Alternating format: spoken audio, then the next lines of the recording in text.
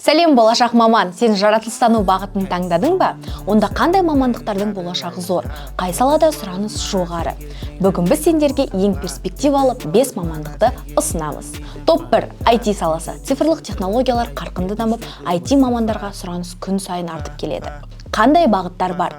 Веб әзірлеу, жүйелік әкімшілендіру, жасанды интеллект және машиналық оқыту, және де кибер қауіпсіздік. Қайда жұмыс істеуге болады? Google, Microsoft, Яндекс, Билайн, Колеса KZ, Choco Family, қазақстандық IT стартаптарда және де мемлекеттік сектордың цифрлық қызметтерінде.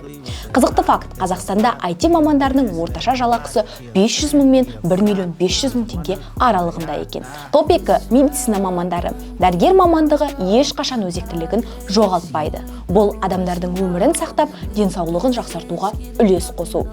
Қандай бағыттар бар? Хирургия, терапия, педиатрия, кардиология, IT-генетика, молекулалық диетолог және де медициналық деректерді талдау. Бұл мамандықпен қайда жұмыс істеуге болады? Ең бірінші Назарбаев University Hospital, екінші ұлттық ғылыми медициналық орталықта және де шетелдік клиникаларда. Қызықты факт, болашақта телемедицина, роботты хирургия және биотехнология трендке айналады. Топ 3. Қаржы аналитигі. Қаржы әлемінде әрбір шешім маңызды. Аналитиктер нарықты зерттеп, компанияның дамуын болжайды, инвестицияларды басқарады. Қандай бағыттар бар? Инвестициялық аналитика, бизнес талдау, банк секторы. Қайда жұмыс істеуге болады? Халық банк, Каспий банк, Форте банк, ұлттық қор және де инвестициялық холдингтер, тағы басқа жерлерде. Қызықты факт, Қазақстанда қаржы талдаушылардың жалақысы 600 мыңнан 2 миллион аралығында екен. Топ 4. Инженерлік мамандықтар. Инженерлер әлемді өзгертетін мамандар.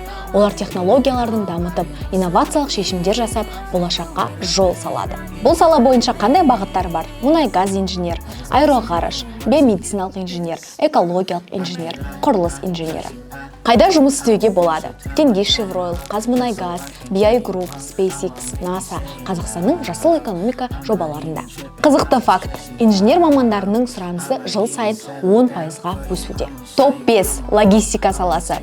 Логист тауарларының дұрыс бағытта, уақытылы және тиімді жеткізілуін қамтамасыз ететін маман. Қандай бағыттар бар?